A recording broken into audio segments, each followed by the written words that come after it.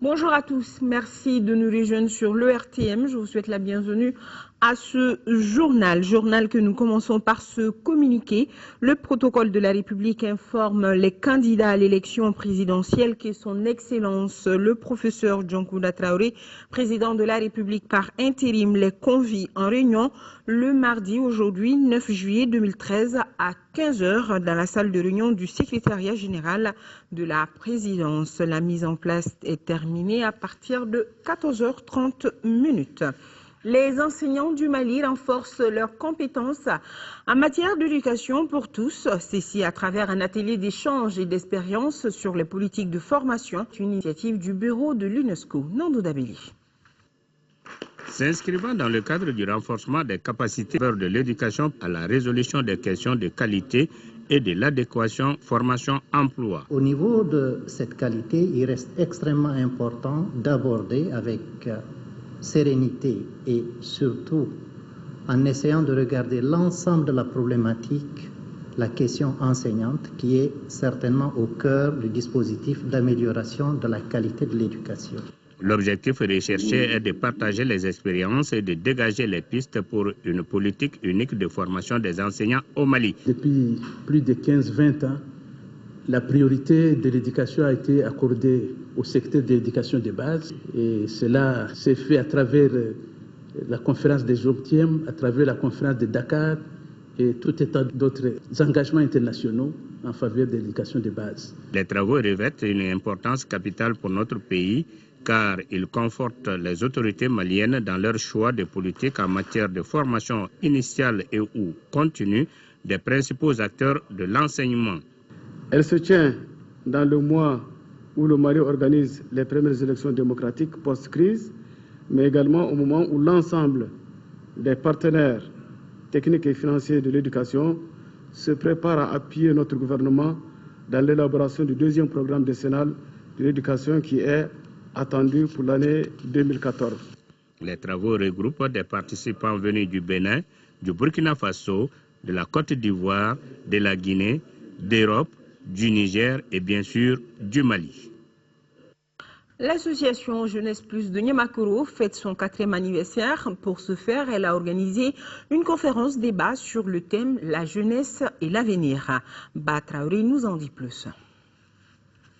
Existant depuis 2009, l'association Jeunesse Plus de Niamakoro œuvre pour le développement de ce quartier, l'un des plus vastes de la capitale. Selon son président, la jeunesse, fer de lance de tout développement, a son mot à dire. L'objectif de cette association, c'est juste porter à la connaissance de la jeunesse la prise de conscience, de passer à leur propre avenir, car cette association a tout le temps été vraiment à côté de la jeunesse pour créer la motivation, la sensibilisation, surtout sur le plan éducatif et sur d'autres plans socio-culturels. Le conférencier a beaucoup insisté sur la jeunesse, une jeunesse qui doit être consciente de son avenir. Pour ce combat, ils détiennent l'arme nécessaire.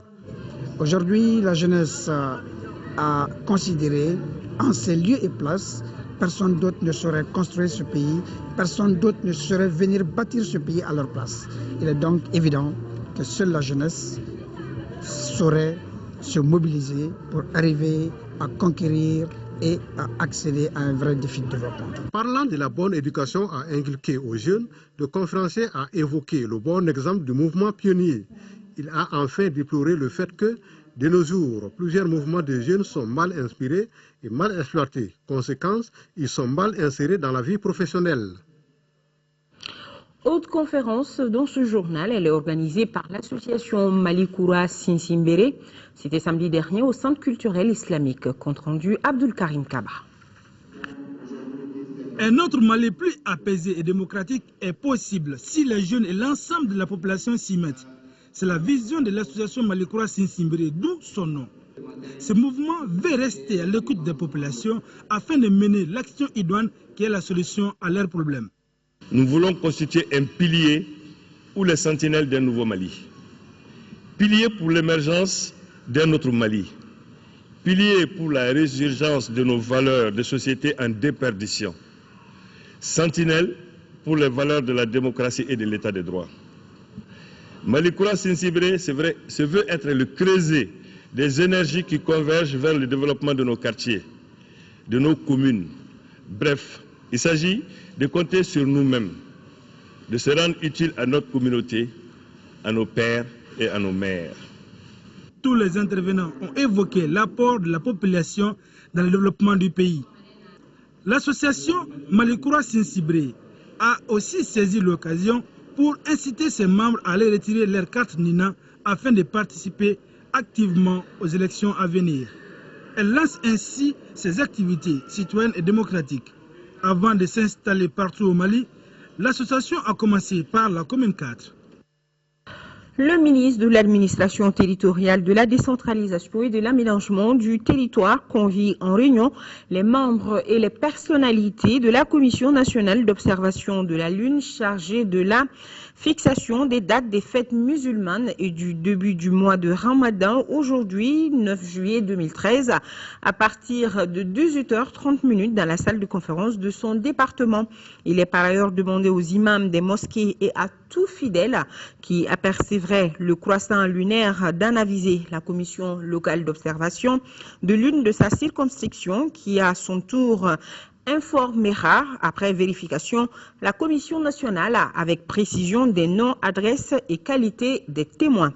Les lignes téléphoniques numéro 20 22 42 12 20 22 42 67 ou le 20 22 34 09. Je répète, le 20 22 42 12, le 20 22 42 67 et le 20 22 34 09 seront disponibles pour toute communication éventuelle avec la Commission nationale.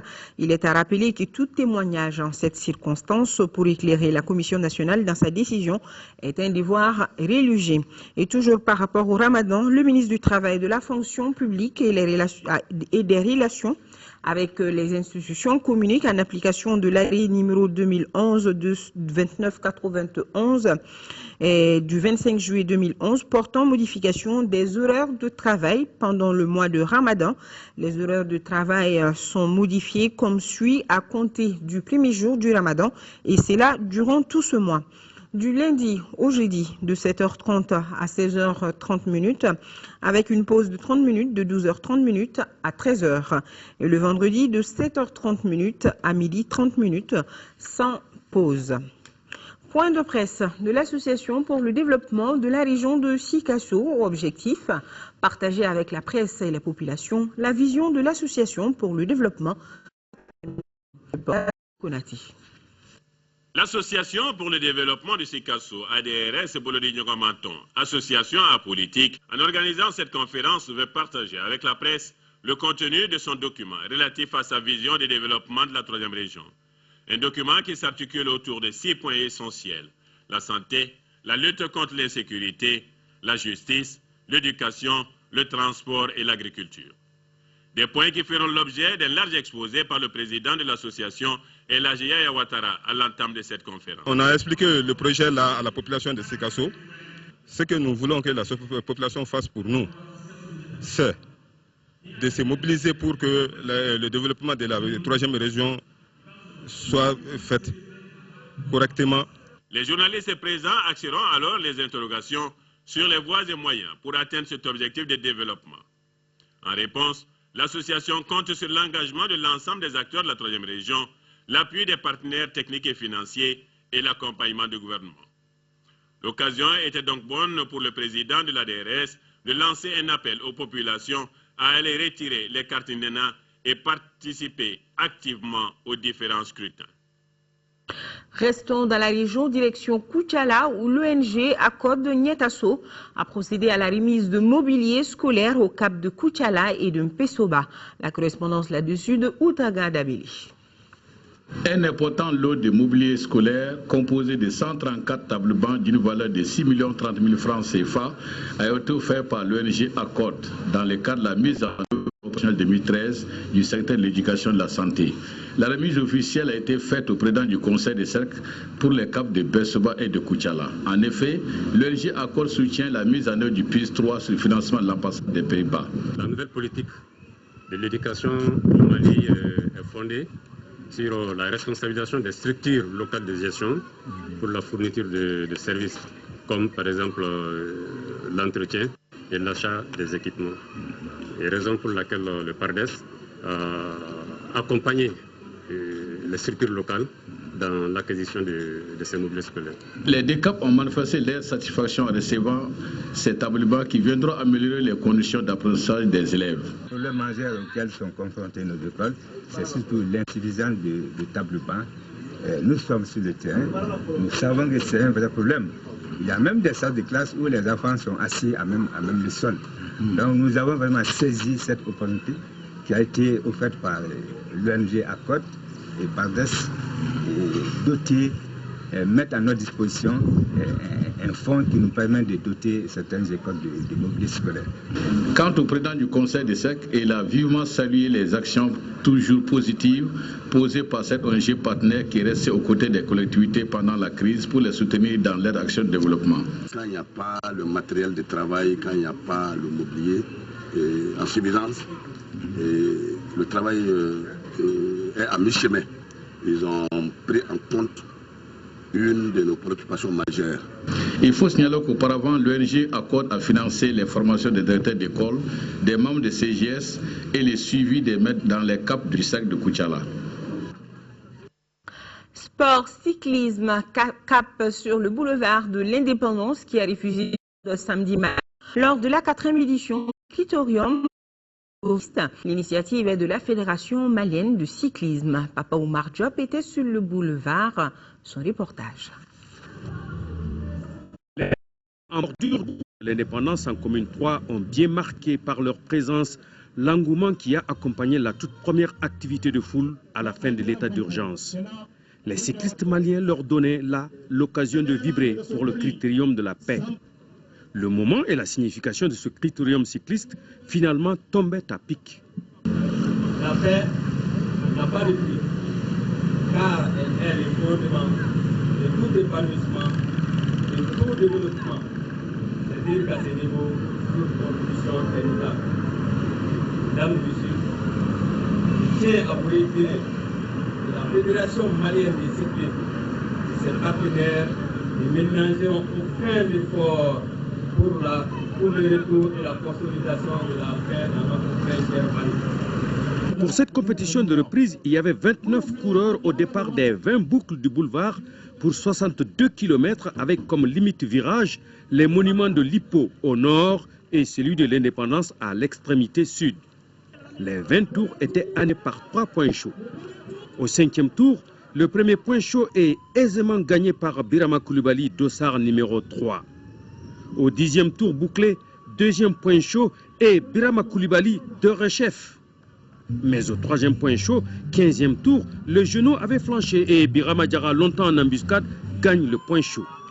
Dès le passage de ce 3e point chaud, 2 coureurs tentent un grand coup de bluff dans une échappée téméraire. Et ça marche.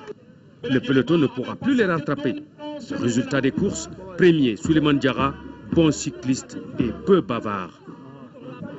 L'USFAS venait de frapper un grand coup avec la victoire de Souleymane Diarra quand l'autre USFASien et champion du Mali, Oumar Sangaré, se classait à la peu glorieuse 8e place. Le vainqueur de la 3e édition, l'édition de l'année dernière, Amidou Diarra, se classe 5e. Comme dans toute fête du vélo, la fédération a souci de récompenser tout le monde. D'abord les minimes, filles avec la victoire de Djeneba Sanogo, garçons avec Adama Mariko qui se classe premier. Chez les cadets, Seydou Bagayoko de la fratrie des cyclistes Bagayoko remporte le premier prix. Et pour le critérium de la paix, 4e édition, le hold-up de l'USFASien Souleymane Diarra est couronné d'un joli succès. Il a bouclé les 62 km en 1 heure, 7 minutes, 21 secondes. Demain, en principe, la communauté musulmane du Mali s'apprête à entamer le mois de Ramadan, un mois surtout d'abstinence qui joue sur le fonctionnement de l'organisme, à commencer par le système digestif. En prélude à ce mois, donc, la chronique santé évoque l'impact du jeûne sur le système digestif.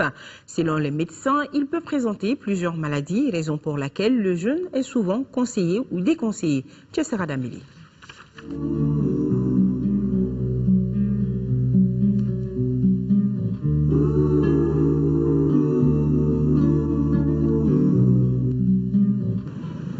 Ne pas manger ni boire du lever au coucher du soleil, en plus de sa valeur spirituelle, est d'une importance capitale. Cela permet à l'organisme de se reposer, de se désintoxiquer et de se régénérer. Mais le jeûne peut aussi représenter des risques et les spécialistes conseillent une préparation à ce rituel. Les personnes qui le souhaitent doivent observer une préparation alimentaire qu'on appelle la préparation alimentaire de descente. Et cette alimentation doit consister à éviter toute consommation de protéines animales et ensuite de produits laitiers, mais également les céréales. Et cela doit se faire 5 à 7 jours avant le début du jeûne. Mais également, à côté de cette restriction alimentaire, il faut que la personne se prépare à boire au moins 2 litres d'eau par jour entre les repas. À chaque étape de la journée de jeûne, des attitudes spécifiques. Le repas qui introduit le jeûne tôt le matin doit être consistant. Importante aussi devrait être la consommation d'eau en cette période, l'organisme supportant mieux un manque d'aliments qu'un manque d'eau. À la rupture du jeûne, le choix devrait être porté sur les liquides spécifiquement pour solliciter le tube digestif. Même à la rupture du jeûne, ce qui est important, ce n'est pas de trop se gaver, car cela peut entraîner des perturbations au niveau du tube digestif, surtout que naturellement, la nuit, le tube digestif doit se mettre au repos.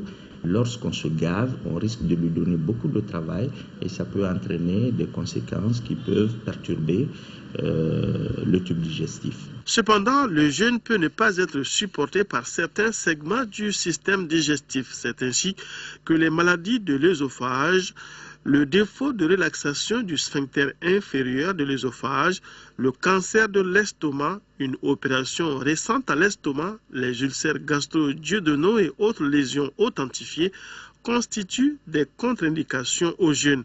Les œsophagites liés au reflux gastro-œsophagien peuvent par contre aller avec le jeûne selon les spécialistes, mais si ces maladies sont cicatrisées, il faut tout de même encadrer médicalement son jeûne. Il faut l'encadrer, donc par la prise de certaines mesures hygiéno-diététiques. En particulier, il faut éviter de trop manger le soir quand on a des problèmes de reflux gastro-œsophagien avec une œsophagite. Il faut consommer des aliments mixés. Il faut aussi l'utilisation de certains médicaments, en particulier ce que nous appelons les prokinétiques, qui permettent d'accélérer le transit œsophagien afin que l'aliment ne stagne pas trop longtemps au niveau de l'estomac et pour ne pas refluer. Mais surtout, j'insiste, il y a des médicaments qu'on appelle des inhibiteurs de la pompe à protons, des antiacides, qui sont très efficaces pour pouvoir encadrer les patients qui souffrent d'œsophagite avec reflux gastro-œsophagien. Par contre, le jeûne peut aider à gérer le syndrome du côlon irritable appelé colopathie fonctionnelle. Là, il faut savoir que les aliments, la mise au repos des intestins va favoriser premièrement une reconstitution de la flore intestinale, mais permet aussi d'éliminer les toxines et entraîne un amendement des phénomènes inflammatoires au niveau du tube digestif. Donc, le jeûne est préconisé dans la colopathie fonctionnelle car il permet justement de diminuer considérablement tous les symptômes et les désagréments liés à la colopathie fonctionnelle. Donc, c'est quelque chose qui est préconisé. Mais pour le diabète, c'est le type dû au surpoids qui est compatible avec le jeûne. En tout état de cause, quand on n'est pas en très bonne santé, mieux vaut encadrer son jeûne. Pour les médecins, les femmes enceintes, celles qui allaitent et les enfants en âge de croissance ne devraient pas jeûner, de même que ceux qui ont des troubles du comportement alimentaire de type anorexie ou boulimie.